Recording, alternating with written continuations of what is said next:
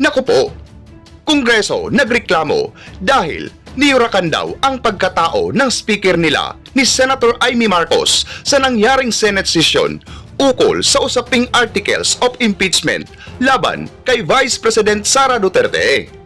Lalo talagang iiyak ang mga kongresista dahil naging walang silbi ang effort nila na pinaglaanan nila ng kay laki-laking halaga ng pera. Pero bago ang lahat, mag-subscribe na sa aking YouTube channel upang updated ka sa mga mahahalagang balita sa ating bansa. Nagreklamo at nagpaawa effect nga ngayon ang mga kongresista matapos nilang sabihin na inatake at binastos daw sila ni Senator Amy Marcos sa kanyang privilege speech sa nangyaring diskusyon ng impeachment ni VP Inday Sara. Tawang-tawa naman ang senadora at mas lalong inatake pa ang dambuhalang bonjing nila. Ewan ko kung bakit yung aking kalokohan, siya pa yung na-pick up ng lahat. Pero pagkaganda-ganda, I couldn't really improve on the extraordinary expose and explanation of our Senate President. So I felt I need to talk about the monster in the room. Okay. Okay. Ma'am, una nga, dahil medyo controversial yung inyong naging explanation of votes, parang sabi ng mga taga-kamara, niyurakan nyo daw yung House of Representatives dun sa inyong explanation of votes.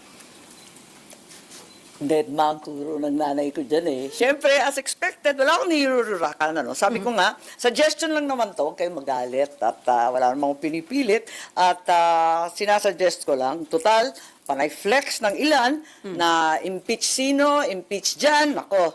Eh di ganyan, huwag pakialaman ang mga pinili ng taong bayan, yung kaya na lang nila, kaya nasabi ko yun. Mhm. So ma'am, yung sinabi niyong dambuhalang, sanggol at bonjing, you are referring to whom? Pambira naman kayo, yung punchline, ipapaliwanag pa. Eh di hindi na nakakatawa yun. And then may panawagan kay may suggestion na palitan ang House Speaker sa halip na palitan si VP Sara na binoto ng marami nating kababayan. Ano ho yun? Dahil may nakuha kayong feedback na gusto ng palitan si Speaker. Matindi yung ugong eh, pero maraming nag-iintay ng bus-bus, di ba? Nung araw ng SONA, maraming nag-aabang, nababalitaan ko rin yung mga umaalma. Mahal ko ang Kongreso, mahal ko mga kongresista. Yan ang institusyon na pinagsilbihan ko ng pinakamatagal na panahon. Labis-labis nga ang ibinigay kong taon dyan, 12. Bago pa nag-1986, nandyan na ako, tanda ko na eh. Kaya ang pagkaalam ko, ang trabaho ng kada kongresista ay pagsilbihan ng kanyang distrito o sektor. Bakit ngayon na iiba yata? Sayang naman, marami namang mahusay na kongresista talagang nakatutok sa kanilang distrito, tumutulong sa tao, abala sa flood control. Sana, yun na lang pagtuunan ng pansin. So ma'am, marami kayong nakausap from the House of Representatives saying na gusto na nilang palitan ang House leadership? Maraming abangers, di ba? Sino ba nagsabi nun? Maraming nag-iintay. Pero hindi dumating.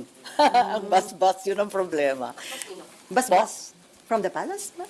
Alam niyo, nagbibiroan nga kami dito sa Senado, 24 different republics sa Kongreso. Talaga namang kung minsan, ang sabi nga nung isang matandang kongresista sa akin, marami kami rito, lahat bumuboto. Pero ang tanging botong inaantay ay yung boto ng Malacanang. Siyempre. So walang naging bas-bas. So yung ba, inabangan noong opening ng session? Yun ang dinig ko, hindi ko alam. Okay. Anyway, ngayong naka-archive na ho yung articles of impeachment, sinasabi nga na already dead yung impeachment case against VP Sara. At tama po daw bang sabihin na Senado ang pumatay sa articles of impeachment? Well, we archived it, that's for sure.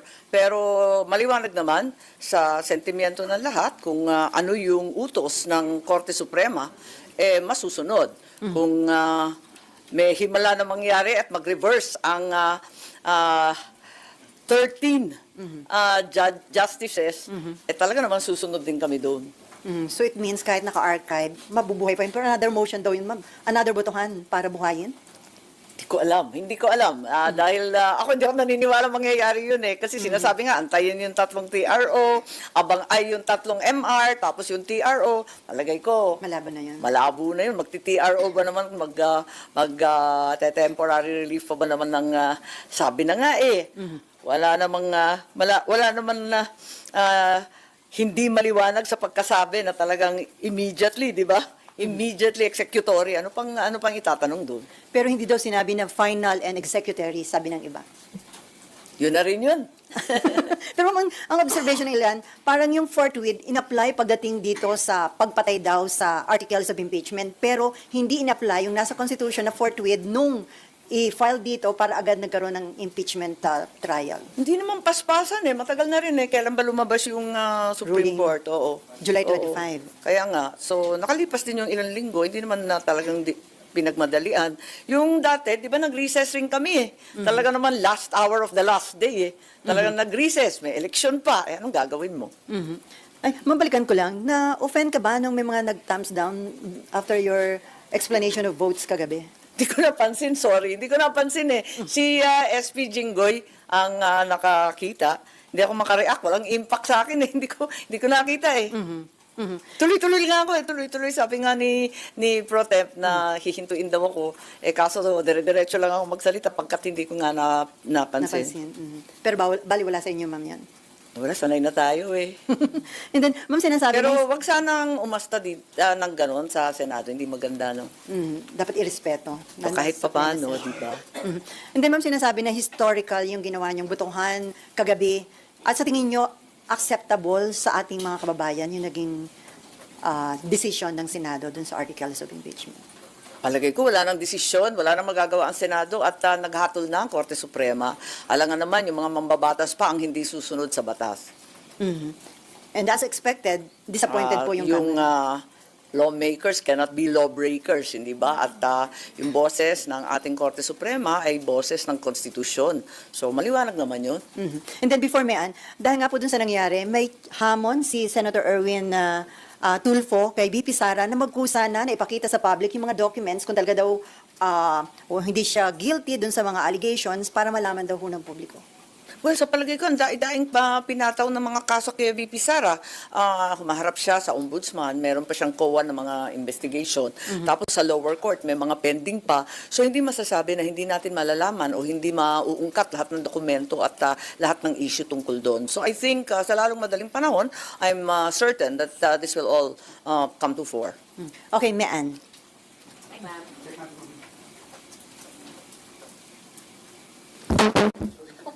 Mic drop. Sige. Ma'am, yung kahapon lang was supposed to be an explanation of vote. Bakit po kasama dun sa inyong statement yung sinasabing parang attack daw kay Speaker or attack sa House? Bakit yun naisip na kasama dapat sa explanation of vote nyo yun?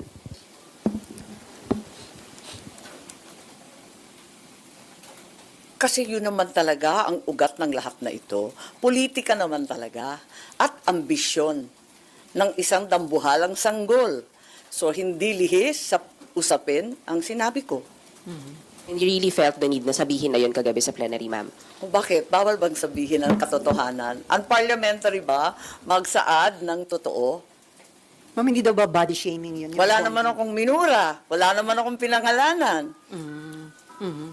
Ma'am, nagkausap na kayo ni VP after last night's vote. Text-text lang. Nagpapadala ng biblical quotation. Sino po nagpadala? Si BP, mahilig yung magpadala ng Biblia eh. Did she say thank you sa nangyari kagabi? What, maybe know anything about the conversation po? Basta salamat sa Panginoon. Yun lang. Last on me. Ma'am, sinasabi po ng ilang justices, sila Justice Ascuna po, better daw yung ginawa niyong archiving kasi pwede talaga daw buhayin yung impeachment case once mag-reverse yung SE. Kesa daw Tama. dinismiss niyo. Oo, sang-ayon po ako sa opinion ni Justice Ascuna na maaring buhayin. Hindi yung nakatenga na hinihiling ng minority na nakatable. Maliwanag naman ang sinabi ni SP Cheese, na yung archive, kahit sinasabi nung iba na ni minsan hindi pa nangyayari na binuhay muli, pwede, theoretically, pwedeng buhayin yan. At pwede rin naman magkaroon ng bagong resolusyon kapag may bagong hatol ang ating Korte Suprema. Hindi na mga pinagbabawal. Thank you, ma'am. Pero ma'am, bakit nga po hindi pa hinintay mag-rule with finality yung Supreme Court? Para sa akin, nakakatawa naman kung mag-iintay na mag-iintay. Sipin mo, talagang yung Korte Suprema, mag-iintay pa sila, mag-iintay pa tayo ng first MR, judgment on the first MR, second MR, third MR, kung minsan meron pa. Anong gagawin natin kapag napakarami nitong MR, sunod-sunod, di ba? Kung minsan nagkakaroon pa ng second and third following the first. Ito, iba-iba yung mga pumila. Anong gagawin kapag nag-MR din si VP Sara? Aantayin na naman natin. Aabutin na tayo ng February 6 at wala akong kaduda-duda na by February 6, 2026, may pipila ng panibagong impeachment. O so, hintayin na lang yun. Aabutin na yan dahil kulang sa 6 na buwan, di ba? Andyan na. Okay, Dexter. And then Amor? Si Sandra. Dexter. Microphone. Hi, Sen. Good morning. Yes.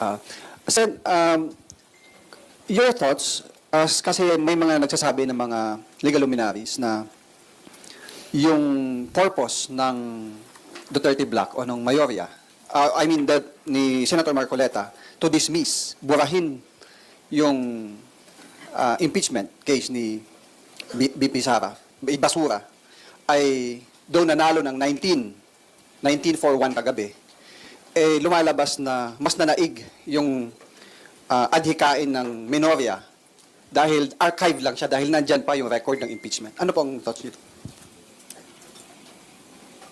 Instead na i-dismiss na basura na talaga, parang mas nanaig pa yung gusto ng Menorya na i-table or halos kapareho lang kasi ng archive. Dahil yung archive, Ang nandiyan table lang siya. hindi pareho ng archive, liwanagin natin. Ang table parang deferral, kumbaga postponement, tsaka na. Samantalang, ang archive, talagang, parang final na yan. Kumbaga, dead files na siya. Unless may mangyari ulit, di buhayin. So, iba pa rin. Parang dismiss na rin. Kaya lang, may pagkakataon kung magbago yung Korte Suprema, which is highly unlikely to my mind, that it will be revived if not by pulling out from the archives, but rather from a new resolution or a new effort and initiative on the part of the senators. So, it's very unlikely that a unanimous Supreme Court decision will be overturned on a motion for reconsideration. In the very unlikely case that it will be overturned, what's the guarantee na hindi rin mag-MR nga si VP Sara? Aantayin ba natin yan hanggang Kingdom Come? Kung ma-affirm yung decision, what's the guarantee na walang second MR? Meron pa nangyayari, nagkakaroon pa ng third MR. By the time all of these MRs are resolved, siguradong lampas na ng February 6. Meron pang pending na TRO, pero sa akin, wala nang wait yun. Pagkat alam naman natin, immediately executory, bakit magbibigay pa ng TRO ang Supreme Court? Yun na nga daw po, it defeats the purpose of dismissing the case and pagsunod I dun don't sa, think so. dun sa sinabi na immediately executory dahil ab initio from the start walang impeachment. Pero nagkasundo ang Senado na nandyan lang yung impeachment, naka-archive lang. Hindi, mabuti nga yun. The whole process of legislation is one of compromise, of give and take. Hence, I think the correction from a dismissal outright to an archiving is correct. Yung sinong manalo matalo, hindi ko maintindihan, pasensya, kasi hindi naman ganun Last on my part, kapag nagkaroon na po ba ng finality yung MR sa SC, may mga move pa ba na kailangan gawin para tuluyang ma-dismiss na or mawala na sa record ng Senado yung impeachment dahil naka-archive lang siya kahit na mag-final yung SC? No further action is needed. Except, as we said, in the highly unlikely event that the entire Supreme Court, all 13 justices, reverse themselves, in which case we will clearly take action. Ma'am, may mga nagsasabi, nakakahiya daw yung naging decision ng Senate, isinuko daw pagiging independent at parang kinonsinti ang allegation ng corruption o katiwalian laban kay BP Sara. Sa palagay ko, wala kaming kinukonsinti, sumusunod lang tayo sa batas at yun nga, patuloy pa rin yung iba't ibang kaso kung saan sigurado akong mabubunyag ang kailangan mabunyag, mapepresenta ang ebidensya na nararapat at malalaman natin sa hunot dulo ang katotohanan ng mga pangyayari. Okay, Sandra.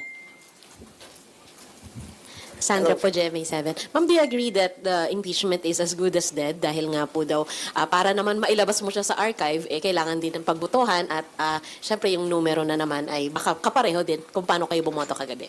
Yes, it's dead, but it's not really buried. But yes, it's dead.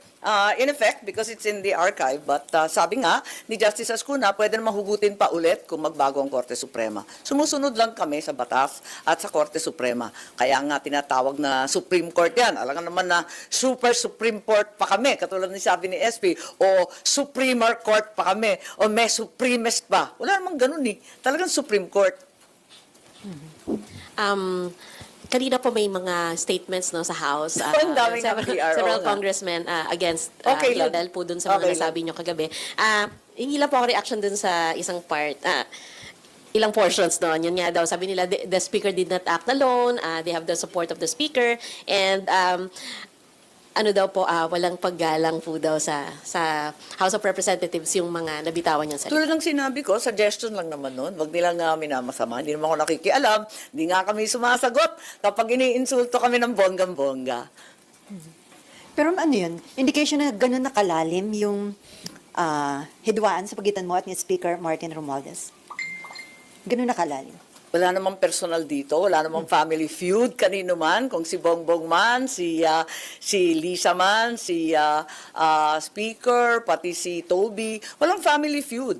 Ang issue talaga politika at prinsipyo na maraming naghihirap sa ating taong bayan, and yet we may once again see the most corrupt budget in the history of the Philippines daw, sabi nung iba. Yung GAA 2025, baka maulit na naman ng 2026 dahil reenacted pa daw. Naku naman, wag naman sana.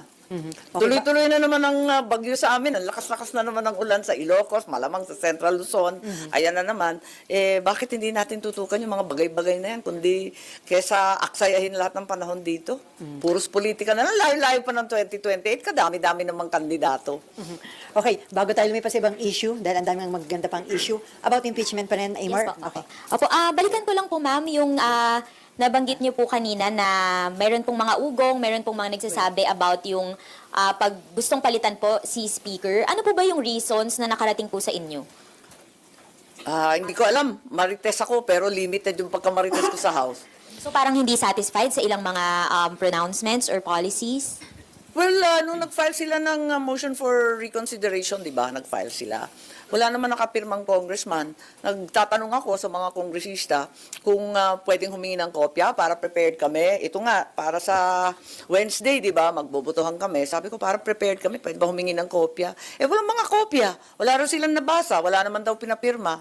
Kaya siguro, nagre-reklamo, bakit hindi sila kinokonsulta, ginagamit ang pangalan ng House. Wala naman palang sinabihan. I think ang nag-draft po nung MR as Solicitor General, Sorry? Solicitor General po yung Siya ba nag-file? nag-submit, Pero nag-file. nag-House of Representatives nung una, di ba? Opo, and Yung unang file, sabi House of Representatives. Mali nga yun eh. Dapat nga Solgen talaga.